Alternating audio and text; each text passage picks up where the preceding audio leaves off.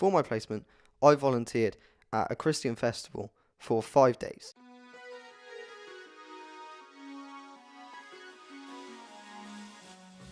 People running it are called Soul Survivor. They are a church based in Watford.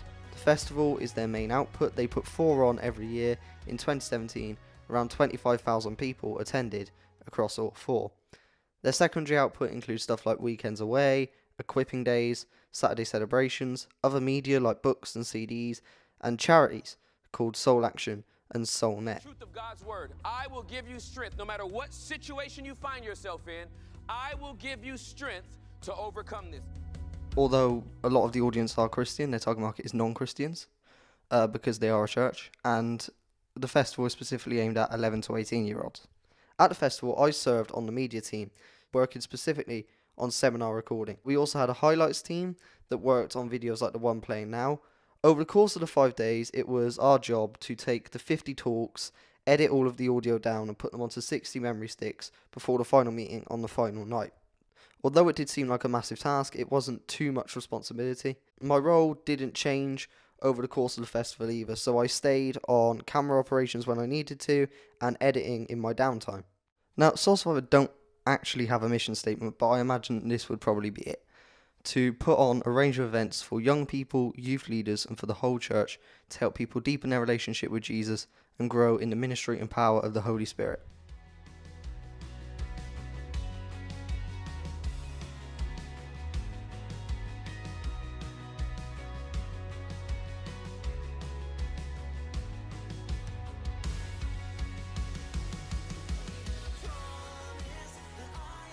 The intangible elements of their company culture starts with their 3 core values: intimate worship, relevant evangelism, and committed community.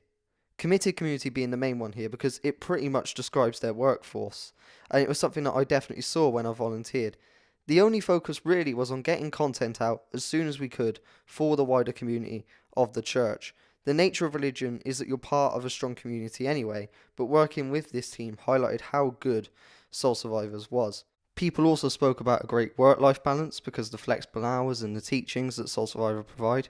When I worked at the festival, I experienced the same things. We worked most of the day, but they were keen on giving us enough time to take in the teachings and the worship on offer.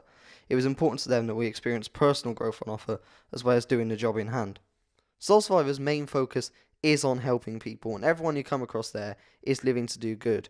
You're in a small team that works insanely hard, but you do feel like part of a family. The importance on family is reflected in the tangible side of their culture too.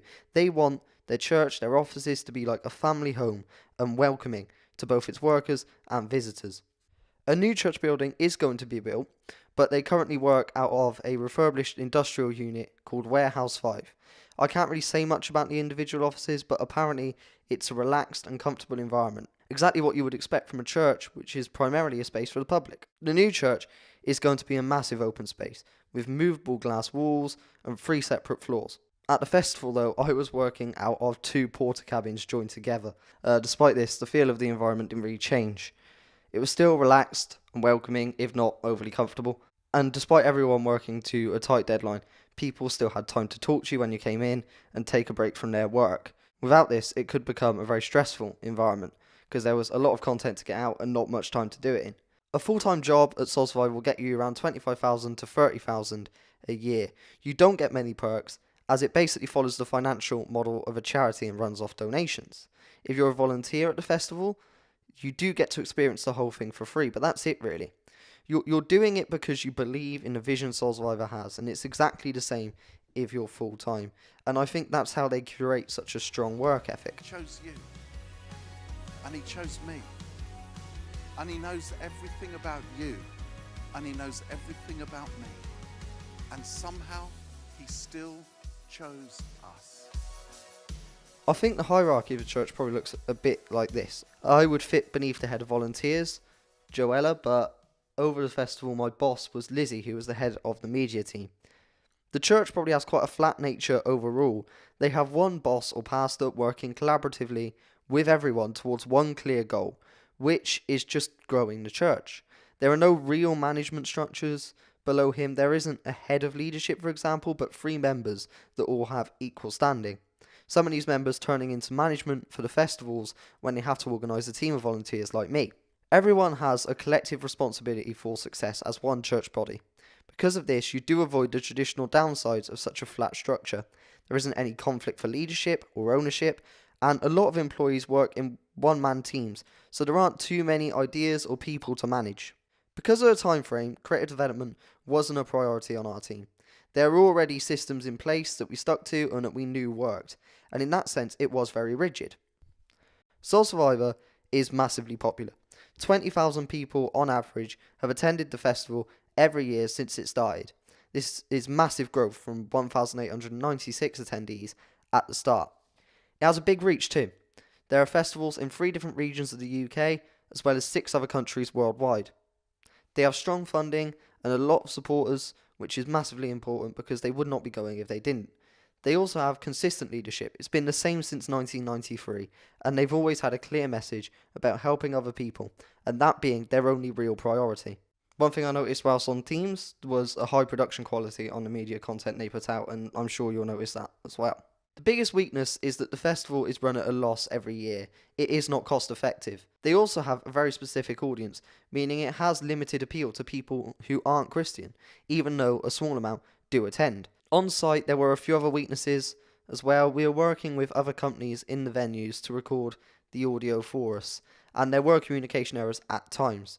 Soul Survivor as an organisation have never really been prided on their communication skills either. Some of the technology probably needed updating too. The computers did crash sometimes, which caused some issues. As far as opportunities are concerned, they are, as I've said, building a £5.1 million complex to replace the current church.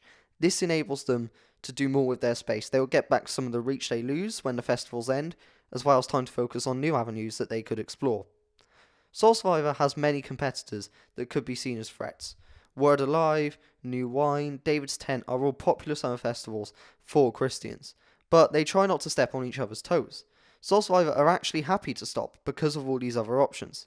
It stopping though will mean they lose a lot of current customers, if you will, and potential new Christians that would become loyal to them. It is difficult to replace something so big.